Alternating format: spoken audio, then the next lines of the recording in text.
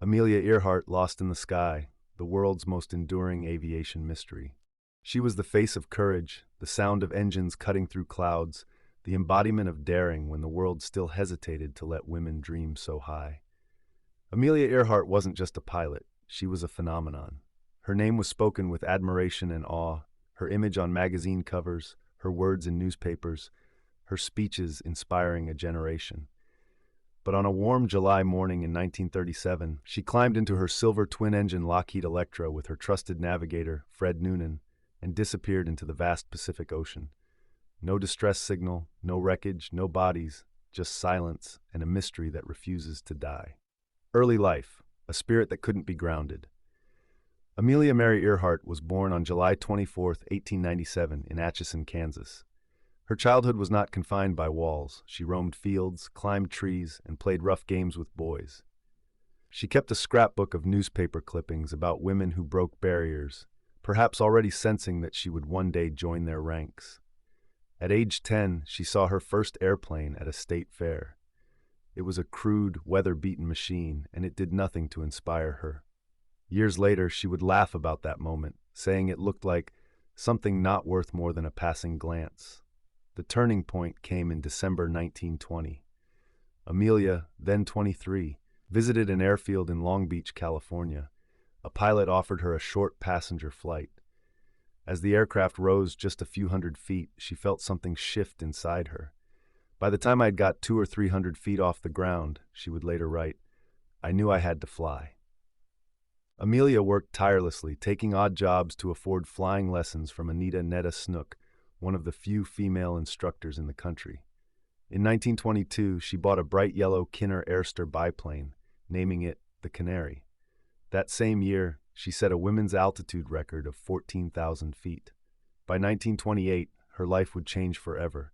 She was invited to join a transatlantic flight as a passenger. The flight made headlines. Amelia was called Lady Lindy for her resemblance to Charles Lindbergh. Fame came quickly, but Amelia was unsatisfied. I was just baggage, she admitted. I might as well have been a sack of potatoes. 4 years later, she got her chance. In May 1932, she became the first woman to fly solo non-stop across the Atlantic, battling storms, icing, and exhaustion. She landed in a pasture in Northern Ireland, a world hero. From there, records tumbled. First person to fly solo from Hawaii to California. First woman to fly solo from Los Angeles to Mexico City. Multiple speed and distance records across the U.S. She was more than a pilot. She was an author, a lecturer, and an advocate for women in aviation.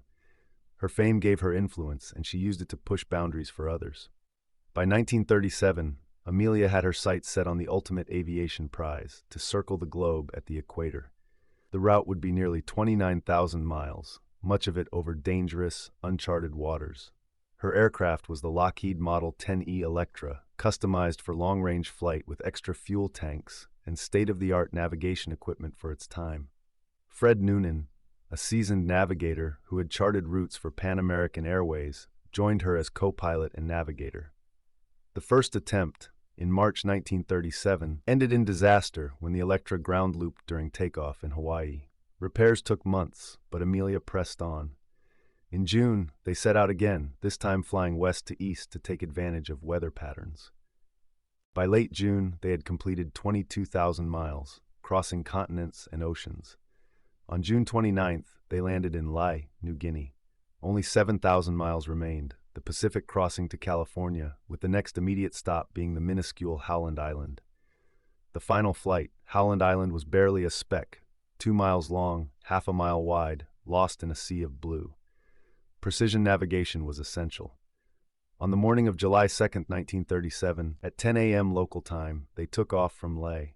The U.S. Coast Guard cutter Itasca waited off Howland's shore, ready to guide them in by radio. At first, transmissions from the Electra were routine, but as hours passed, the tone shifted. Amelia's voice grew urgent. She reported that they could not see the island and that fuel was running low. At 7:42 a.m. Howland time, she said, "We must be on you, but cannot see you. Gas is running low." At 8:43 a.m., her last confirmed words crackled through. "We are on the line 157-337. We will repeat this message. We will repeat this on 6210 kilocycles. Wait. No more was ever heard. The sky went silent. The search. The disappearance triggered the most extensive search in U.S. history up to that time. President Franklin D. Roosevelt ordered the Navy and Coast Guard to scour the Pacific. For 2 weeks, ships, planes, and even submarines combed more than 250,000 square miles. The search cost over $4 million, an enormous sum in 1937. Yet no wreckage, no oil slick, no bodies were found. On July 19th, the search was called off. Amelia Earhart and Fred Noonan were officially declared lost at sea. The theories. What really happened? 1. Crash and sink theory. The simplest and most widely accepted theory is that they missed Howland, ran out of fuel, and crashed into the Pacific. The ocean floor in that region is miles deep, a graveyard that could hide a plane forever. Number 2. Gardner Island hypothesis. 350 nautical miles southeast of Howland lies Nicomaroro, then called Gardner Island. In 1937, it was uninhabited. Supporters of this theory believe they landed on the reef and survived for days or weeks. Later expeditions found a woman's shoe, a sextant box, and bits of aluminum. Were these Amelia's? Evidence remains circumstantial. 3. Japanese capture theory. Some believe Amelia and Fred drifted far northwest, landing in the Japanese-controlled Marshall Islands. According to this theory, they were captured as spies. There are local accounts and alleged photographs, but no official records to confirm it. 4. Saipan execution story. Linked to the capture theory, some claim the pair were taken to Saipan and executed by the Japanese. Post-war testimonies from locals and servicemen fueled this story, but historians largely dismiss it. 5. Survival under another name. A fringe theory suggests Amelia assumed a new identity and lived a quiet life in the U.S. after the war. No credible evidence supports this, but mysteries tend to attract such speculation. The unanswered questions. Why were the radio signals so poor? Did navigation errors put them hundreds of miles off course? Was there equipment failure? Or was something more sinister at play?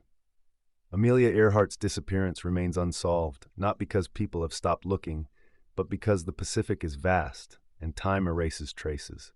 Expeditions still search, chasing fragments of metal, a piece of glass, or a clue that might close the case. Legacy of a legend. Amelia once said, "The most difficult thing is the decision to act. The rest is merely tenacity." Her decision to act took her into history and into the heart of one of the greatest unsolved mysteries. Whether she lies beneath the waves, rests on a forgotten island, or met an unknown fate, Amelia Earhart remains an icon, a reminder that adventure is as much about courage as it is about risk. Her final flight ended in silence, but her name will always echo in the skies.